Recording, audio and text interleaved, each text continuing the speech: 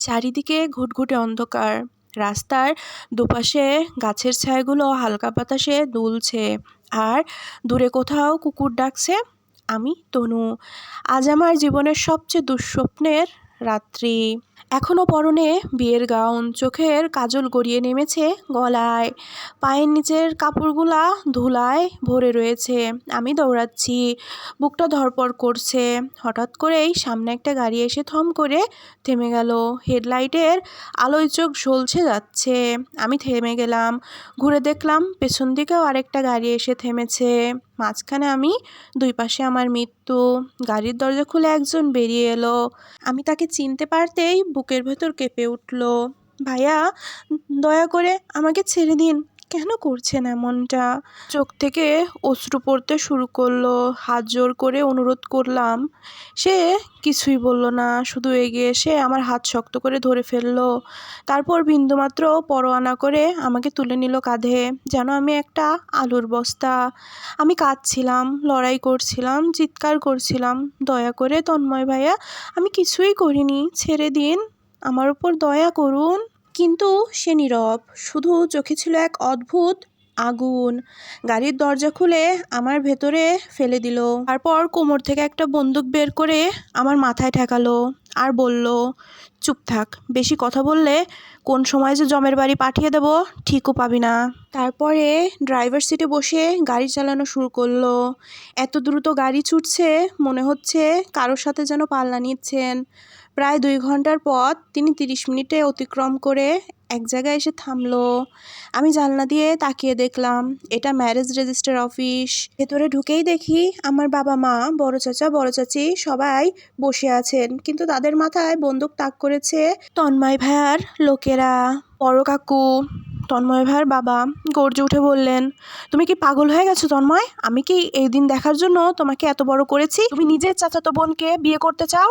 হ্যাঁ, সে তোমার বোনের মতো না? তন্ময় ভাইয়া শক্ত গলায় বলে উঠলেন, যেদিন থেকে তনু জন্মেছে সেদিন থেকে আমি ওকে কোনো সময়ই নিজের বোনের চোখে দেখিনি। ও শুধু আমার ভালোবাসা।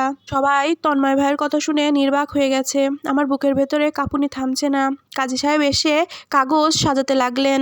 কিছুক্ষণ পর কাজী সাহেব বিয়ে পড়াতে শুরু করলেন এবং আমাকে কবুল বলতে পারলেন। আমার গাও থরথর করে এখনো ভয়ের কারণে কাঁপছে। কি করব বুঝতে পারছি না।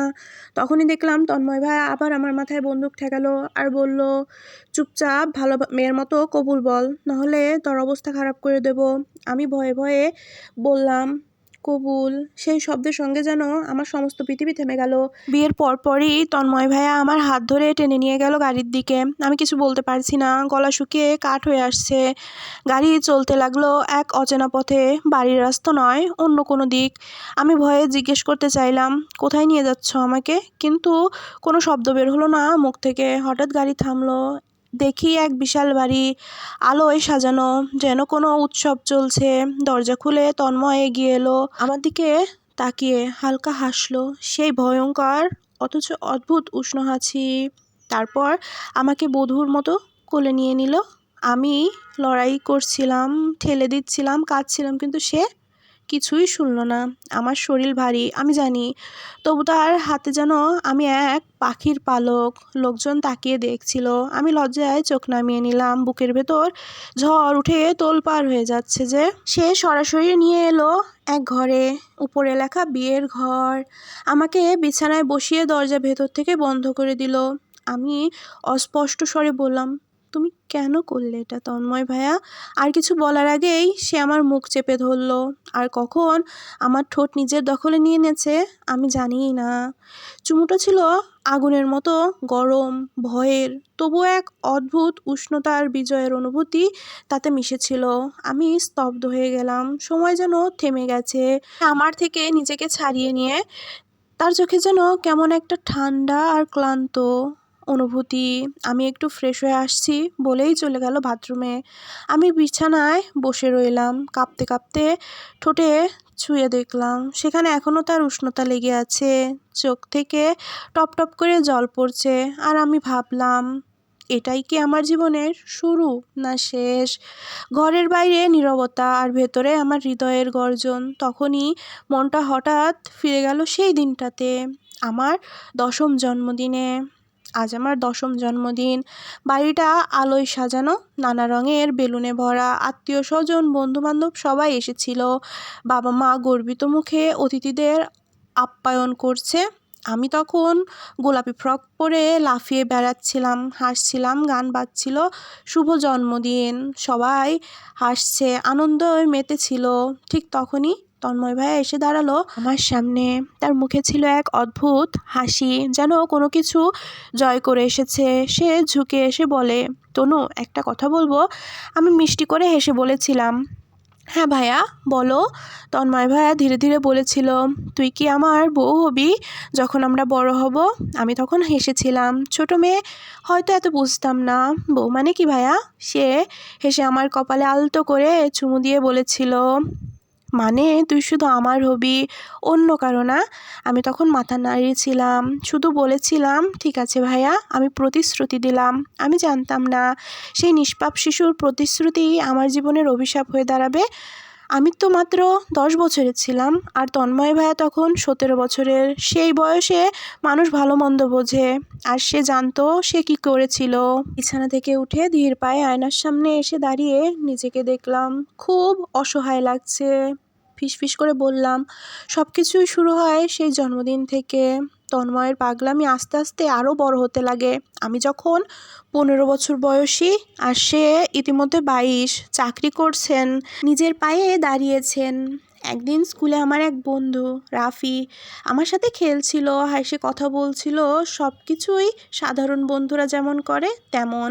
তখনই হঠাৎ তন্ময় ভাইয়া এসে পড়েছিলেন। কোনো কথা না বলেই রাফির কলার চেপে ধরে উনি তাকে পাগলের মতো মারতে শুরু করেন। চারপাশে হইচই পড়ে গেল। আমি কাঁদতে কাঁদতে তাকে থামানোর চেষ্টা করছিলাম। তন্ময় ভাইয়া, দয়া করে থামুন, ওকে আর মেরেন না। সে রাফিকে ঠেলে ফেলে চিৎকার করে বলে উঠল, ও তোর দিকে তাকালো কিভাবে? ওর এত সাহস আসে কিভাবে? তুই শুধুই আমার, শুধুই আমার। সেই দৃশ্য দেখেছিল সবাই। আমার পরিবার হতভম্ব হয়ে গিয়েছিল। বড় চাচা তখনই সিদ্ধান্ত নিয়েছিলেন ভাইয়াকে বিদেশ পাঠানো হবে। চাচা ভেবেছিল সময় আর দূরত্ব হয়তো এই পাগলামি মুছে দেবে, কিন্তু তারা জানতো না সেই পাগলামি মুছে যায়নি, বরঞ্চ সেটা এক জ্বলন্ত আগুনের মতো দাউ দাউ করে বেড়েছে। সে বিদেশ গিয়েও থামেনি। ওইখান থেকেও রাজনীতি, বড় বড় ব্যবসায়ী সব জায়গায় নিজের প্রবাহ তৈরি করেছে। 5 বছর পর যখন সে ফিরে এলো, তখন সে আর সেই আগের ছেলেটি ছিল না। সে এখন একজন কোম্পানির মালিক। দেশের বড় বড় লোকেদের সাথে তার ওঠা বসা। ফিরে এসে সে আমায় প্রতিদিন প্রতি মুহূর্তে নরক বানিয়ে দিল। আমি কোথায় যাচ্ছি, কার সাথে কথা বলছি, কি খাবো, কি পরবো, সব জানতে হবে তার। কখন হঠাৎ এসে আমার হাত ধরে ফেলতো, কখনো জোর করে জড়িয়ে ধরতো। আমি ঘৃণায় কাঁপতাম, তবুও কিছু বলতে পারতাম না। আর আজ সকালেই সে আমাকে অপহরণ করলো, কলেজের সামনে থেকে জোর করে বিয়ের পোশাক পরালো, সাজালো আমাকে। আমি কোনোভাবে পালিয়েছিলাম, কিন্তু শেষ পর্যন্ত ধরা পড়ে গেলাম। আর আজই বিয়ে হয়ে গেল। দরজা খোলার একটা আওয়াজ পেলাম। আমি ঘুরে তাকিয়ে দেখি তন্ময় ভাইয়া ওয়াশরুম থেকে বেরোচ্ছে। তার গায়ে শুধু একটা প্যান্ট আর সাদা হাতকাটা গেঞ্জি, চুলগুলো ভেজা, গায়ে পানি ঝরছে, আর তার বুকের মাংসপেশি যেন আলোয় ঝলমল করছে। সে হাঁটছে আমার দিকে ধীরে ধীরে। প্রতিটা পদক্ষেপ আমার বুকের স্পন্দন বেড়েই যাচ্ছে। আমি অজান্তেই তাকিয়ে আছি তার দিকে। সে দেখতেই ঠিক সেই রূপকথার স্বপ্নের রাজপুতের মতো, যেমনটা আমি কোনোদিন কল্পনায় দেখেছি। কিন্তু তার আচরণ না, সেই স্বপ্নের ছেলে নয়। সে যেন ভালোবাসার পোশাকে ঢেকে থাকা এক ভয়ঙ্কর ভিলেন।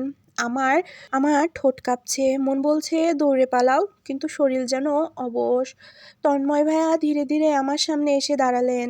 চোখে সেই পুরনো দৃষ্টি, অধিকার, আকাঙ্ক্ষা আর পাগলামির মিশ্রণ। সে নিচু স্বরে বলল, তুমি আজ আমার স্ত্রী তনু। এবার থেকে তুমি শুধুই আমার। আমি চুপ। আমার ভেতরে ঝড় উঠেছে, কিন্তু মুখে শব্দ নেই।